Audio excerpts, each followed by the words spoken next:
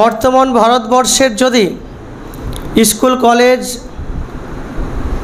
এবং master doctor ইঞ্জিনিয়ারদের স্কুলের ছাত্রছাত্রীদের জিজ্ঞাসা করা হয় যে ভারতবর্ষ স্বাধীনতার পিছনে কাদের ত্যাগ তিতিক্ষা রয়েছে, কাদের বদৌলতে আমরা এই ভারতবর্ষকে স্বাধীন হিসাবে পেয়েছি, তাহলে তারা সকলে এক বাক্যে বলবে বিনয়, বাদল, দীনেশ, ক্ষুদিরাম ও সুভাষচন্দ্র বসু, মাতঙ্গিনী হাজরা, এদের নামগুলো শুনতে পাওয়া যায়, কিন্তু কোনো মুসলমান ভাইয়ের নাম কিন্তু শুনতে পাওয়া যায় না।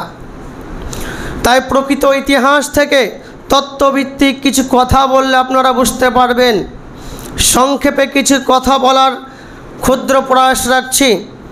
1613 খ্রিস্টাব্দে বাদশাহ জাহাঙ্গীরের আমলে কুখ্যাত ইংরেজ ইস্ট ইন্ডিয়া কোম্পানির নামে এই ভারতবর্ষে ব্যবসা করার বাহানায় এই দেশে প্রবেশ করেছিল। তাদের মূলত উদ্দেশ্য ছিল এই ভারতে ব্যবসা করা নয়, বরঞ্চ এই ভারতবর্ষে ধনসম্পদ লুট করে তাদের নিজের দেশকে সমৃদ্ধ করা এবং এই দেশে ইংরেজ রাজত্ব কায়েম করা। সেই লক্ষ্যে যখন তারা পৌঁছে গিয়েছিল, তারা যখন সারা ভারতবাসীকে পরাধীনতার জিঞ্জিরি দিয়ে আবদ্ধ করে দিয়েছিল, ঠিক যেই মুহূর্তে আমাদের স্বাধীনতাকে হরণ করা হয়েছিল, সেই সময় স্বাধীনতার আওয়াজ তুলবার জন্য, স্বাধীনতার আজান দেওয়ার জন্য, স্বাধীনতার মশাল জ্বালবার জন্য এদেশের কোনো দার্শনিককে খুঁজে পাওয়া যায় নাই, কোনো পলিটিশিয়ানসকে খুঁজে পাওয়া যায় নাই, কোনো বুদ্ধিজীবীকে খুঁজে পাওয়া যায় নাই, কোনো নেতা নেত্রীদের খুঁজে পাওয়া যায় নাই। এই ভারতবর্ষে স্বাধীনতার আজান যিনি সর্বপ্রথম দিয়েছিলেন, যিনি প্রত্যেক ভারতবাসীর হৃদয়ে হৃদয়ে স্বাধীনতার মশাল জানিয়েছিলেন, স্বাধীনতার উজ্জীবিত করেছিলেন, তিনি আর কেউ নন, আমাদের পূর্বসূরি বুজুর্গ শাহ ওলিউল্লাহ মুহাদ্দিস দেহলভী রহমতুল্লাহ আলাইহি।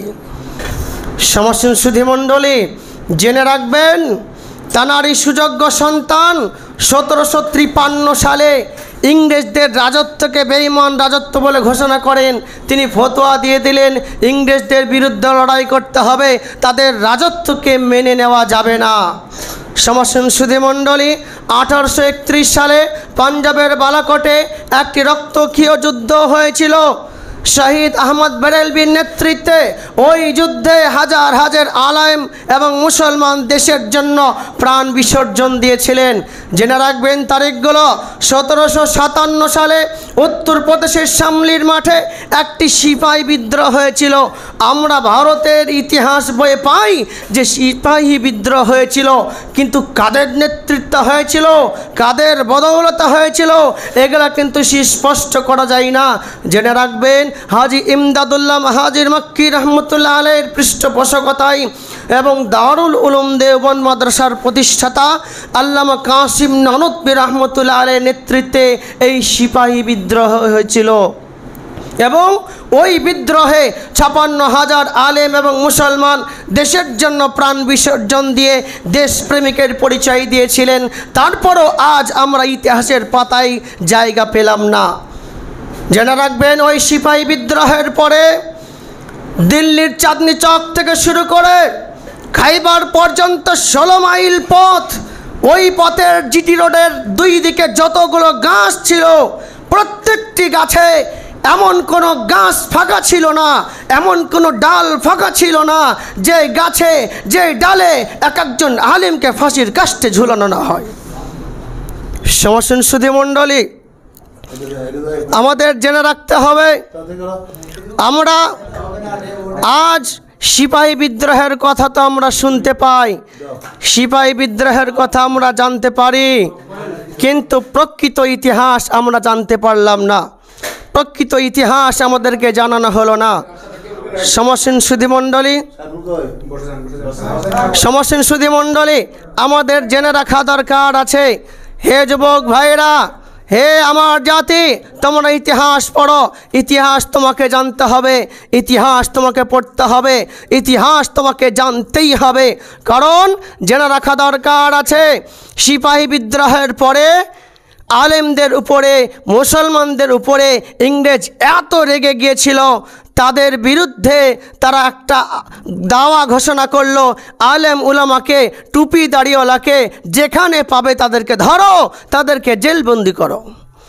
সমস্ত সুধীমণ্ডল এখানে ক্ষান্ত নয়। সেই সময় আলেমদের উপর চলেছে নির্যাতন, নিপীড়ন, অত্যাচার, অনাচার, অবিচার। সেই সময় নির্যাতনের স্টিমরোলার চালানো হয়েছিল। আলেমদেরকে ইজ্জতের কাপড়টুকু ছিনিয়ে নেওয়া হয়েছিল। আলেমদেরকে হাফ প্যান্ট পরিয়ে দাঁড় করিয়ে দেওয়া হয়েছিল। আলেমদেরকে মহিষ গরুর চামড়ার ভিতরে আবদ্ধ করে আপনার আগুনে নিক্ষেপ করা হয়েছিল। আবার কখনো হাত পা বেঁধে দিয়ে গঙ্গা যমুনার উচ্ছল তরঙ্গে ভাসিয়ে দেওয়া হয়েছিল। জেনে রাখবেন, তারপরেও তারা ক্ষান্ত হয় নাই। তারা বলল, মুসলমানদেরকে যদি আমরা না শেষ করে ফেলি তাহলে আমাদের এদেশে রাজত্ব চলবে না, মুসলমানদেরকে আগে শেষ করতে হবে। হুসাইন আহমদ মাদানী, মাহমুদুল হাসান দেওবন্দি রহমতুল্লাহ আলাই, তারা যেহেতু দেশের জন্য লড়তেছিলেন, তাঁদেরকে জেলে বন্দি করে দেওয়া হলো। মাল্টার আন্দামান দ্বীপে 4 বৎসর বন্দি ছিলেন। 4 বৎসর বন্দি থাকাকালীন তাঁদের প্রতি চলেছে নির্যাতন, অত্যাচার, এমন অত্যাচার যেমন হযরত বেলাল রাদিয়াল্লাহু তাআলা আনহুর উপরে হয়েছিল।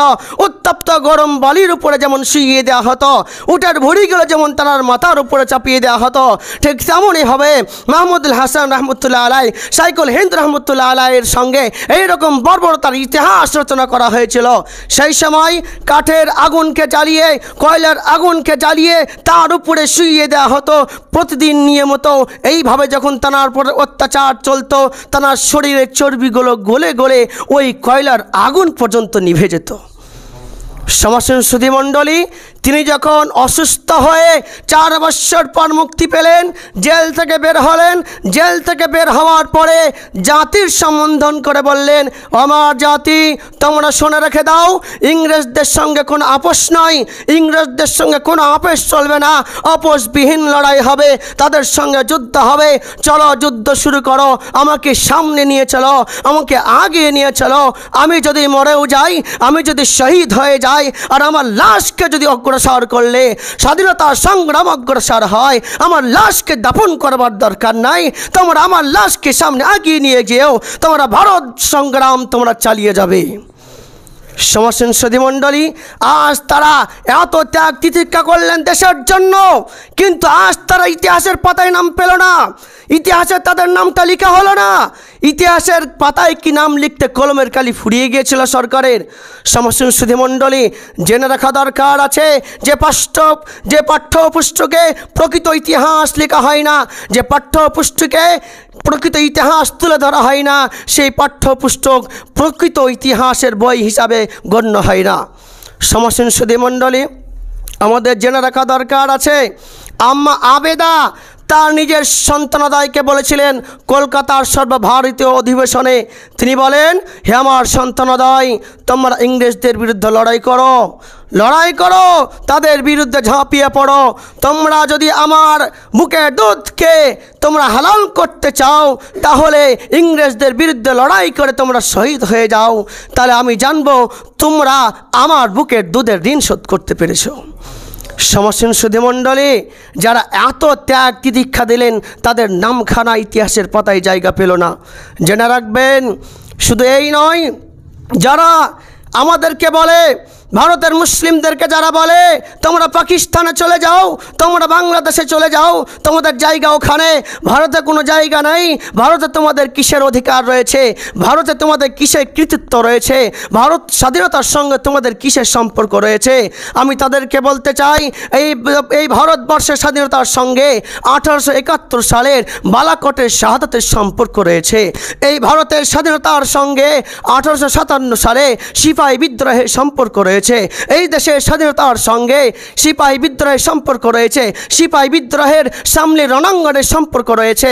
এই ভারতবর্ষের স্বাধীনতার সঙ্গে 1866 সালে দারুল উলুম দেওবন্দ মাদ্রাসা প্রতিষ্ঠার সম্পর্ক রয়েছে। এদেশের স্বাধীনতার সঙ্গে 1920 সালে রেশমি রুমাল আন্দোলনের সম্পর্ক রয়েছে। এদেশের স্বাধীনতার সঙ্গে সাইকুল হিন্দ রহমতুল্লাহ আলাই, দারুল উলুম দেওবন্দের প্রথম সন্তান, মাল্টার আন্দামানে কারা নির্যাতন ভোগ করার সম্পর্ক রয়েছে। এদেশের স্বাধীনতার সঙ্গে দারুল হিন্দ শাইখুল হিন্দ রহমতুল্লাহ আলাইয়ের ঘোষিত তারকে মুআলার একদম তারকে মুআলার অসহোদর সংগঠনের অসহোদর আন্দোলনের সম্পর্ক রয়েছে সমস্ত সুধী মণ্ডলী।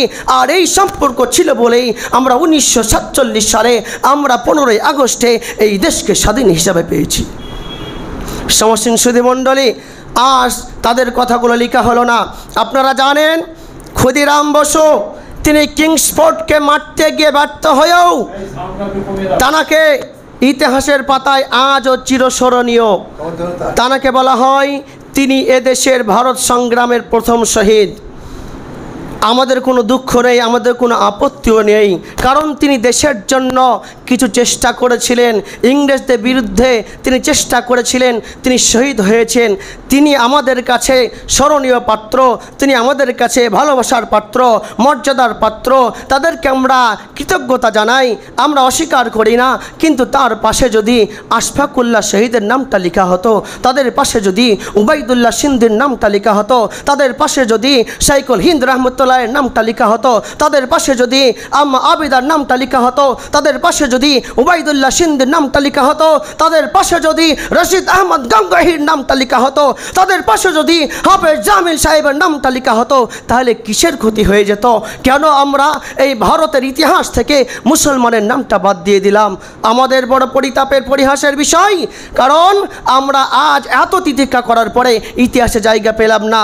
আমরা বলতে চাই, আমরা এখান থেকে এই বার্তা দিতে চাই, আমরা যেভাবে ভারতবর্ষকে স্বাধীনতা করবার জন্য ত্যাগ তিতিক্ষা করেছি, আগামীতেও যদি আমাদের এই ভারতবাসীর উপরে আমাদের উপরে কোনো রকমের আঘাত হানে, কোনো ব্যক্তি যদি আমাদের স্বাধীনতাকে হরণ করবার চেষ্টা করে, আমাদের স্বাধীনতার হরণ করবার চেষ্টা করে, আমাদেরকে পরাধীনতার জিঞ্জির দিয়ে আবদ্ধ করতে চাই, তাহলে আমরা পুনরায় এই দেশের জন্য লড়াই করে শহীদ হয়ে যাব।